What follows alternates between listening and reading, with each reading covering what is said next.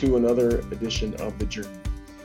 Hey, with the recent market volatility, I wanted to get some information out to everybody just to try to calm some fears and some anxiety that you might be having watching the news every day and seeing what's going on out there. I just want to remind everybody that this volatility isn't uncommon. It does happen fairly often. We've been very fortunate to see a market almost go straight up since March of 2020, after the initial COVID reaction and kind of as the markets have come back. So I saw something this week that I wanted to show everybody because I thought it was very timely, and it was some great information that you could possibly take something away from. So the information is in regard to market volatility in a midterm election year. Obviously, we're seeing a lot of different things out there, some with interest rates, inflation. Another thing is a midterm election coming up this November. So this comes from American Funds or the Capital Group, and many of my clients understand who American Funds is, and they've been a company for a long time, and we've worked with them a long time.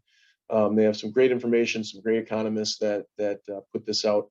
So this is part of their outlook of 2022, and you can view this right on their website. Just Google American Funds Market Outlook 2022, and it talks about some market volatility leading up to the election in the midterm year.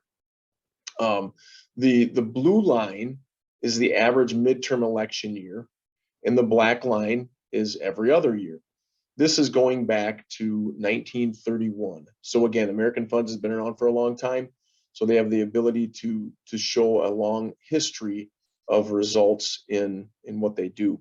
So the blue line, as you can see, the line is zero.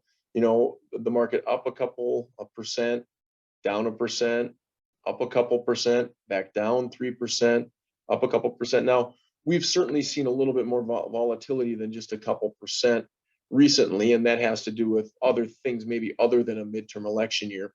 But many times, just the number of things that are uncertain in the market lead to that volatility. As I mentioned, interest rate increases, company profitability, some of the COVID things that are still going out. We have geopolitical issues in Russia. So, those are things that are adding to the volatility. But I just wanted to show you this chart because as you get closer to that midterm election, typically, not always, typically you see markets start increasing. And a lot of that has to do with less uncertainty in the market, right? We know who those seats belong to. We know what maybe the next couple of years of outlook looks like. And it gets a little bit less volatile as we get closer to that election. The other thing I wanted to share is just inflation and inflationary concerns. So if any one of you have gone to the bank, you know that a 5-year CD is probably maybe giving you 1%. I mean, that's probably a fair estimate. That might even be an overestimate. So one of the only ways to fight inflation is owning companies. And this chart just kind of talks a little bit about pricing power helps companies fight inflation. And a great example of that, I would think, recently, General Mills made a public notice that they were increasing their cereal prices by about 20%. So they've seen some increase in their costs of producing a product, and they're passing that cost on the consumers. And that's you and I that are buying the cereal every week. So keep that in mind. Those companies that can control their product pricing a little bit have the ability to fight inflation, and that should help with corporate profits for that company.